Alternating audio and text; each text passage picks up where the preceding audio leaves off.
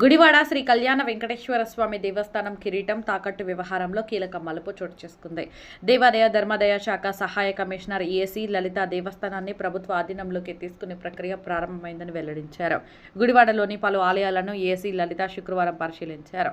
ఈ సందర్భంగా జగన్నాథపురంలోని ఓ ఆలయంలో ఆమెను దేవస్థాన చైర్మన్ పోకూరి మోహనరావు, టీడీపీ నాయకుడు గోకవరపు సునీల్ కలిసి చర్చించారు. ప్రైవేటు దేవస్థానంపై ఎవరి ఫిర్యాదు మేరకు విచారణ చేపట్టారని సునీల్ ప్రశ్నించగా, ప్రభుత్వ ఆదేశాల మేరకే విచారణ నిర్వహించామని, సంబంధిత రికార్డులు సమర్పించి ఉంటే ఈ పరిస్థితి వచ్చేది కాదని ఏసీ లలిత సమాధానమిచ్చారు.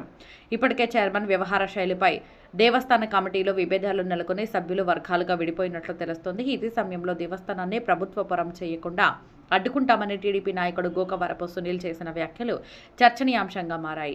ఈ సందర్భంగా ఏసీ లలిత మాట్లాడుతూ, కళ్యాణ వెంకటేశ్వర స్వామి దేవస్థానం ప్రస్తుతం ప్రైవేటు సంస్థ ఆధీనంలో నడుస్తుందన్నారు.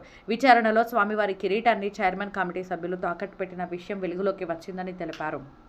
రాజేంద్ర అండ్ బ్రదర్స్ వద్ద తాకట్టులో ఉన్న కిరీటాన్ని 24 గంటల్లో స్వాధీనం చేసుకుని భద్రపరిచినట్లు వెల్లడించారు.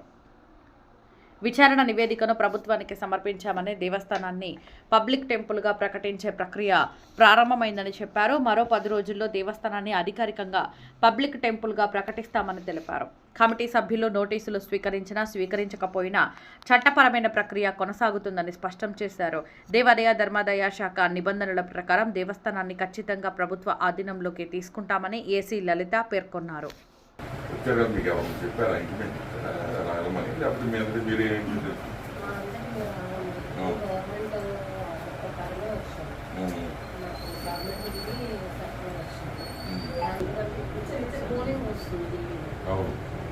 అది ఎంజాయ్మెంట్ టెంపుల్ కాదు అన్నా కూడా మా మీద ఇంపాక్ట్ ఎంతో మంది పర్సూ చేస్తారని అని చెప్పారు.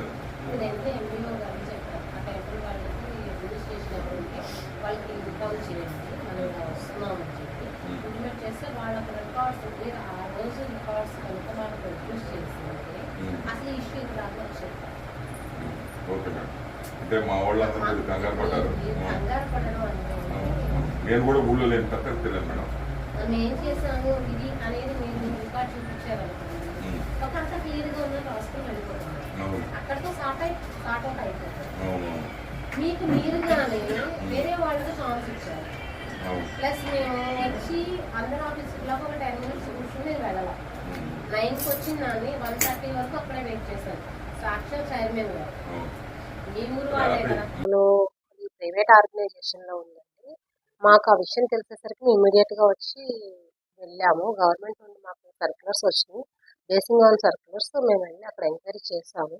అయితే అక్కడ ఉన్న మొత్తం అంతా ఎంక్వైరీ చేస్తే నిజంగానే ఆ కిరీటాన్ని తీసుకొని ఆ చైర్మన్ గారు వాళ్ళ సభ్యులు దాన్ని ఒక వ్యక్తి దగ్గర, రాజేంద్ర అండ్ బ్రదర్స్ అనే ఒక వ్యక్తి దగ్గర తాకట్లో పెట్టినట్టుగా మాకు తెలిసింది.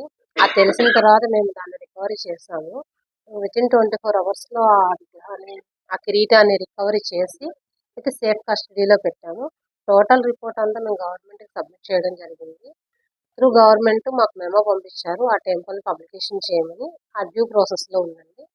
As early as possible within ఈ వీక్లో ఆ టెంపుల్ని కూడా మేము పబ్లికేషన్ చేయడం జరుగుతుంది.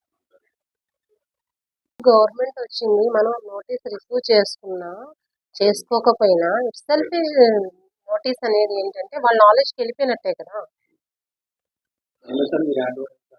ఖచ్చితంగా చేస్తాం. అంటే మాకు గవర్నమెంట్ డైరెక్షన్స్ ఉంది.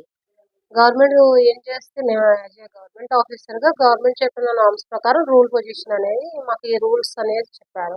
ఆ రూల్ ప్రకారం మేము వెళ్ళి హ్యాండ్ ఓవర్ చేసుకోవడం జరుగుతుంది.